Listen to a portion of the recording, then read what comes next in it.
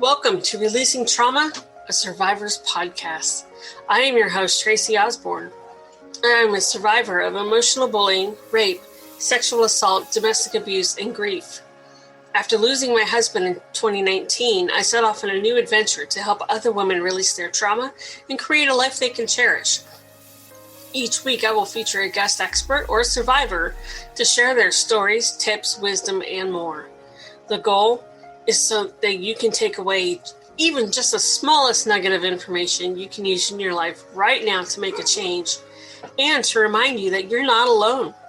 There is life after trauma, and you can move from victim to thriver and create a life you can cherish. Hi, welcome to the show. I am Tracy Osborne, your host. With me today is Rachel Dayoub, and we're going to talk about self-defense and how important that is to have in your life, especially after you've had some kind of a trauma. There's several traumas out there that, domestic abuse, sexual assault, mugging, some kind of an attack, where you feel hopeless or not hopeless, powerless. And having some self-defense under your belt can make all the difference in the world. So Rachel, thank you so much for joining us on the show today. Yeah, thank you so much for having me, Tracy. So you had something really scary happen to you last year, and that's what caused you to really look into self-defense and start your company, Whispering Force. So why don't you tell us a little bit about what the scary event was? What happened? Well, basically, it could have been something that was a lot worse, and I'm very blessed that it didn't get to that level.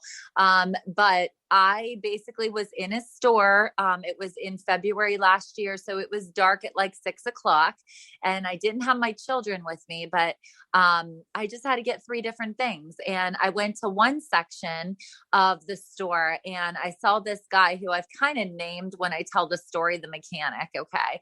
So he has like on the denim and, longer blonde hair, kind of looks like he was working on a car all day. And I see him, like, he stops in the middle of the aisle, like on the outside part, and I'm on the inside. He just stares for a while. And I remember thinking to myself, that doesn't look like a normal shopper, right? But I ignored my feeling and I was like, all right. I was like, just whatever. It's just a creepy guy. So I went to the back of the store area to get my puppy some treats, and it was in the very back of the store. And as I was in that aisle, he walked by again, and it was weird because my hair was falling on the one side of my face, and I didn't even see him at first. I just felt something, and I moved my hair behind my ear, and I jumped because there he was. Well, he just kept walking. Well, a couple minutes later, not even minutes, because I'm thinking I got to get out of here. So I stand up, and then the guy that I named the gentleman, because he has salt and pepper black hair, and he has like a leather jacket on with his hands in his pocket, just totally opposite than the other one. He walks by the same spot, and I was like, wow, okay, I'm going to get out of this area. I still wasn't that scared. I wasn't following through with my instincts exactly. I just kept kind of making excuses, like why I needed to just keep moving on. So I went to the last part of the store, all the way to the front to get a charger for my daughter's phone. And they both kind of blocked me in. So I'm in the middle of the aisle, and they both were on the outsides of the aisle on opposite ends. And that's when I was like, okay, like, this isn't okay.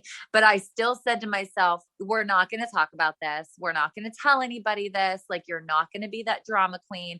And I basically convinced myself to not follow through with what I knew I needed to do. And I think women do that sometimes. And it's the opposite than what we should do in that kind of situation. So I did self-checkout. I looked all around me. They were nowhere to be found. And I was like, okay. I was like, let's just go home. So I got my keys out of my purse before I hit the outside, only because it was snowing and freezing. And I wanted to get into my car fast. So thank goodness that it was that time of the year, actually. Because as I was getting closer to my car, I heard the mechanic one yelling, yelling, like, don't get in your car. Something's on your tire. Don't get in. And I look behind me, and I never thought you could be so scared not to like make a sound, even though I've heard that before. I didn't think that was actually true. And it's true. I couldn't scream. I couldn't yell, nothing. And I see the gentleman a couple feet behind him, basically with his hands in his pocket, watching the situation happen. And I just froze, and I looked down at my hand, and he's coming closer and closer. And I look down at my hand that's shaking, and I just see the red button on my keychain. It alerted me to press it. So I pressed it, and my car started making all the noises with the horn. And I never even looked back to see if he was 3 inches from me or 3 feet. I was just terrified. And I just got in the car, locked it, and went like 80 miles per hour out of there. And I drove around my neighborhood for 10 minutes, making sure no one was following me home. And that's basically the situation that happened. And I was terrified for 3 full days. But on the 3rd day, I'm like, enough is enough. Like, you are a single mother. This is not happening. You are more powerful than this. And so I put on Facebook, who wants to take on a mom's page. I was like, who wants to take a self-defense class with me? And within 2 hours, I had over 300 comments, and my post literally changed to, who wants to take a self-defense class with me that I am starting? And I swear I did not put that. It was like higher power, God. It was crazy how that happened. So it just moved forward from that moment on. Wow. Wow. You are so lucky because, who knows what those 2 guys, my first thought is sex trafficking or human trafficking. Yes. Because that's kind of, the modus operandi for them is to have, 2 of them in very different characteristics and that kind of thing. So yeah, you were super, super lucky. And it was a smart thing to hit your alarm. Right. For that sure. was just an instinct. I was so shaken up that if that alarm button wasn't red, I probably would have just dropped my keys. So it was, Wow. yeah, it was definitely a blessing. Yeah, you see that on TV shows where they're like trying to get into their car and they drop their keys, and that's usually when they get captured. Exactly. Yeah. Wow. So, had you had self-defense experience before? So no, I am actually not the one that is teaching self-defense. I found 2 instructors. One does martial arts, and him and his son is a chiropractor, but they've been doing martial arts and self-defense all over the city for many years, for different groups. So when they heard about the story and, wanted and understood what I was trying to do and the mission behind it, they were on board right away. Wow. Well, why don't you tell us a little bit about your mission? So the mission for me is, I made the logo to be Whispering Force because basically I wanted the logo to tell a story, and women, men too, but women for sure, we always have a story, but we are very quiet about our stories until we feel safe and protected to say it out loud. So that's Right. where the word whispering came from, and force, because I want us to be a force to be reckoned with as long as we have the right education and techniques behind us. Sometimes that, yes, you are learning the techniques and education while you're at the Whispering Force sessions, but you're also surrounded by like-minded people that want the same thing. And sometimes that empowers you right away. So taking a quote from Kim Gable, she was at the last session and she did a really amazing KDKA news story on us in the summer on our first launch party or launch session.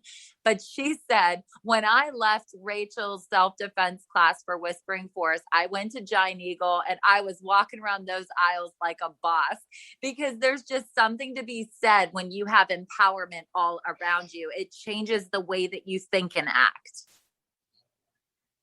Yeah. Absolutely. You're not cowering anymore or, shrinking, trying to hide. And Exactly. That's the kind of person that perpetrators want, is somebody who's not going to put up a fight. They're not going to make any noise or no fuss. Right. So when they see someone when you're acting empowered, confident, yeah, they're like, No, that one looks like she's going to kick my ass. So we're going to just stay away Exactly. from her. That's exactly right. And that's why also the other part of the mission for Whispering Force is like it's all women and children over the age of 8. So it's been an incredible experience to be able to do some team building with corporate, corporations and their people, Girl Scout troops, like at their meetings. It's been amazing to watch these little girls be able to put some force into those little bodies and understand that they could protect themselves no matter how big the person is. And the other part of that is sponsorships. I'm always looking for sponsorships from companies because I want to be able to give the sessions to domestic violence survivors. My mom and I are both survivors from when I was a child. I mean, she ran with a 4-year-old all over the country to try to protect us. So this stems from a lot more than just last year. This stems from a passion that like really is deep inside me to protect women and children. So the more sponsors we have and donations, I'm able to, work with the Domestic Violence Center of Southwestern PA, Sisters Place, like anywhere really, and say, who do you have that could really benefit from this class? I can offer it to them for free. And that's important. Absolutely. Because they were already browbeaten and, self-doubting. Exactly. Their confidence is zero. And so to be able to at least give them some tips on how they can defend themselves should he or she attack again, helps them to just that beginning part of their healing process. Now with your business, do you just teach like martial art moves, or do you go through things such as, don't park in a parking garage or park in a well-lit spot? Don't, if you're driving at night and a cop pulls you over, you can call 911 and tell them that you're going to pull over at the next lit area, or, do you go through those kinds of things as well? Yeah. So when we're having this session, it's about the techniques and the education. I do only make them an hour long. And with COVID, as you can probably imagine, it's been very tricky. I wanted them monthly, but right now they're bi-monthly. But eventually it'll be bigger and better and wonderful. But, I'm happy with who we're having there. But the education is definitely the guys speaking, our instructors, and saying, don't do certain things, or look for this certain thing when you're somewhere, or think about if you're in a big crowd, what are some techniques we can do, even if someone's not trying to get to you, but all of a sudden you're like this little person and you're stuck, it's pretty amazing the different scenarios that they come up with. And then when they start the class, I speak about my story so they understand that can happen to anybody, anywhere. And then we also have the techniques that anybody can do. So we're not exactly doing the martial arts. They're using the actual self-defense techniques that a woman, a child, an 8-year-old, an 18-year-old, a 90-year-old would be able to do using their own body and their own force. And that's most important, making sure that those little pieces of techniques is going to save them from something instead of wondering about all the details of the techniques, so that's where we focus on for the most part. And then we also have, Teresa there who does Damsel in Defense, and she's out there selling like the tasers and these camera stun guns and these amazing things, with pepper spray. And so we kind of pull it all together, with the products, the techniques, and the education in about an hour. And we just say, coming back once a month, once every 2 months is going to be crucial to you keep feeling the way that you're feeling after the class is over, and making sure that empowerment is always in you. Right. Are you able to give us some of those tips today? I mean, obviously we can't do a demonstration on moves, but can you give us some of those tips on what we should look out for? Yeah. I mean, one of the main ones for moms, especially like right now during COVID, I don't know if you've noticed, but Facebook Marketplace and all these sites, people are selling and giving and all kinds of things, right? Because they're redoing their houses and they're like, come get this painting for 50, come move this couch for 100. And one of the main tips that I love that Teresa gave is basically there's a safe zone in every community. And that's not something anyone ever talks about. So when you are meeting with a person through social media and all these sites, you should be meeting at your safe zone. And if you don't know where that is, basically you ask your police station, or you can find out from the borough, and it's a lit up area that has a sign that basically says something about a safety, spot where you can exchange products and goods. So that was one of the ones I absolutely loved. Another one is there's a code that you can put on your cell phone, and I would have to get it. I don't have it on me. But there's a code you can put on your cell phone that goes to your top 5 people that you would want to be contacted if something ever happened to you by just pressing a button.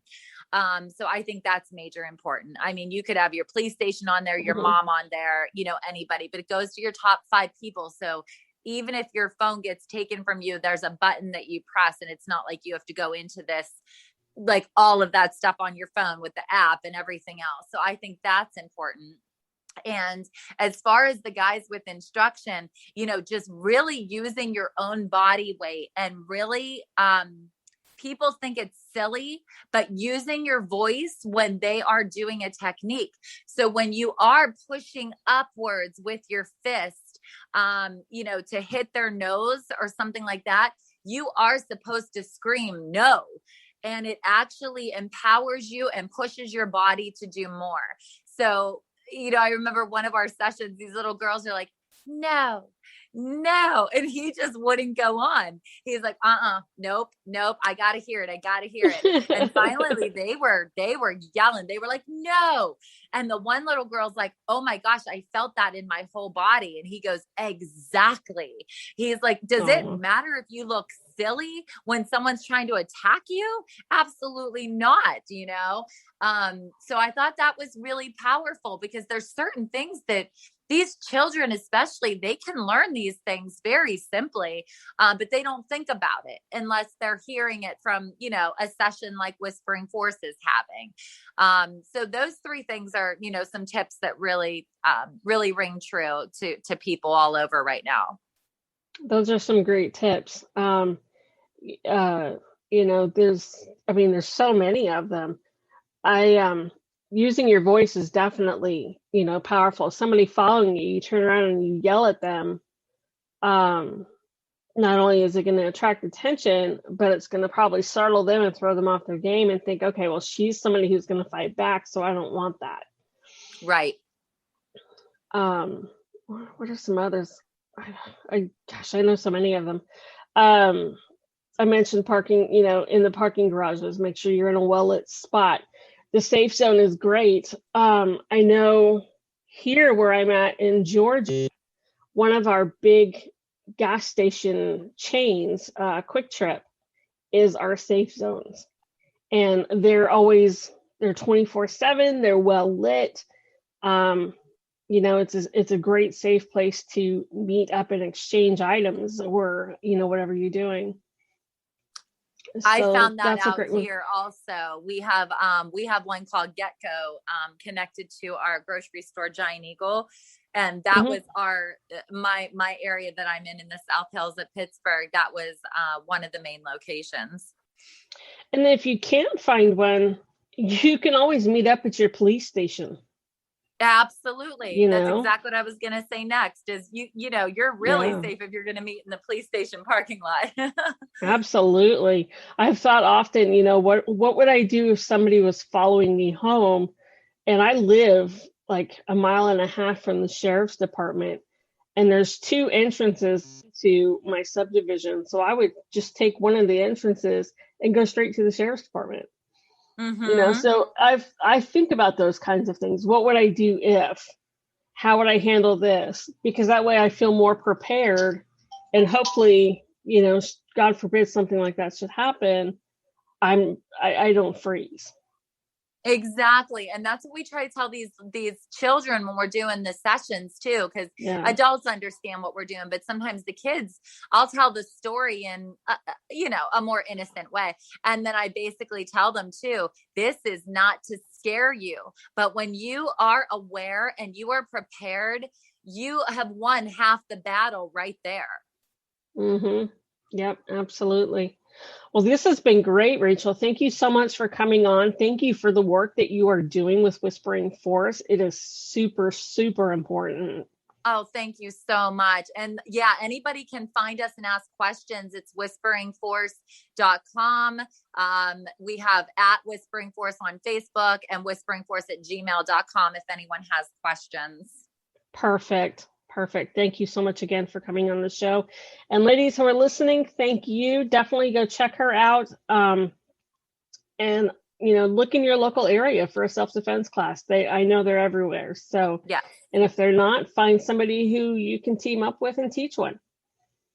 Exactly. So great there. All right. Well, we'll catch you in the next show. Thank you.